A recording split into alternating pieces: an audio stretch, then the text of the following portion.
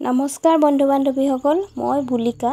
আজি আপোনালোকলৈ এটা নতুন কাহিনী আকৌ লৈ আহিছোঁ।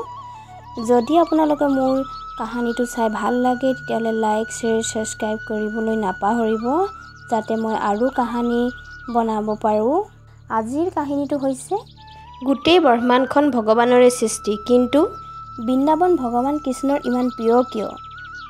বৃন্দাবনত থকা গুৰু মহাগুৰু সাধুবিলাকে কয় যে বৃন্দাবনখন ব্ৰহ্মাই বনোৱা নহয়। বৃন্দাবনখন নিৰ্মাণ স্বয়ং কিশোৰীয়ে কৰিছিল, অৰ্থাৎ ৰাধাৰাণীয়ে। গৌলোকধামত শ্ৰী ৰাধাৰাণী বাস কৰে। দেৱী ৰাধাই নিজে নিৰ্মাণ কৰা বাগিচাতহে থাকে। শ্ৰী ৰাধাই সেই বাগিচাৰ বাহিৰে আন ক'তোৱে নাযায়। বাগিচাখনৰ চুকে কাণে পুলি, ফুল, পাত সকলো ৰাধাই নিজৰ পৰাই সৃষ্টি কৰা। গৌলোকধামত থকা সেই বাগিচাখনেই হৈছে বৃন্দাবন। ভগৱান কৃষ্ণই যেতিয়া পৃথিৱীত অৱতাৰ ল'বলৈ আহিছিল তেতিয়া কৃষ্ণই গৈ ৰাধাক ক'লে, তুমি আৰু মই দুয়োজনেই পৃথিৱীলৈ যাওঁ ব'লা। এইবাৰ ধৰ্মৰ লগতে প্ৰেমৰ স্থাপনা কৰিম। ৰাধা অৰ্থাৎ কিশোৰীয়ে ক'লে, মই নাযাওঁ। কৃষ্ণই সুধিলে, কিয়? ৰাধাই ক'লে, য'ত এই তিনিওটা নাথাকে, বৃন্দাবন, যমুনা, গোবৰ্ধন, তাত মই কেতিয়াও নাযাওঁ। মোৰ মন এই তিনিটাতে থাকে, কিয়নো মই নিজেই নিৰ্মাণ কৰা। তেতিয়া ভগৱান কৃষ্ণই ৰাধা মনৰ ভাৱ স্বীকাৰ কৰি ৰাধাই নিৰ্মাণ কৰা বৃন্দাবন, গোবৰ্ধন আৰু যমুনাক পৃথিৱীত স্থাপিত কৰিলে।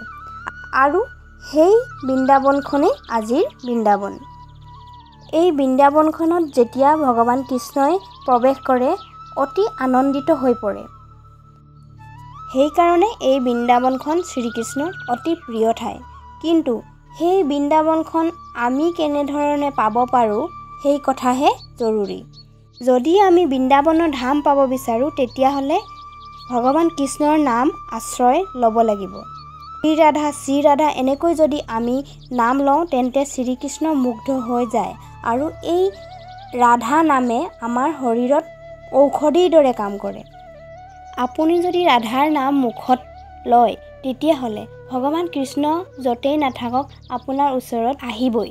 ব্যক্তিৰ মন, বিবেক, বুদ্ধি, যিমান দুখ পাপ সকলো এই ৰাধাৰ নামে নষ্ট কৰি পেলায়। যদি ব্যক্তি ৰোগী হয় তেতিয়া ঘৰৰ বাহিৰলৈ ওলাব নোৱাৰে। ঠিক তেনেদৰে যিসকল লোক সাংসাৰিক ৰোগত ভুগি আছে তেওঁলোকে বৃন্দাবন যাবলৈ নোৱাৰে।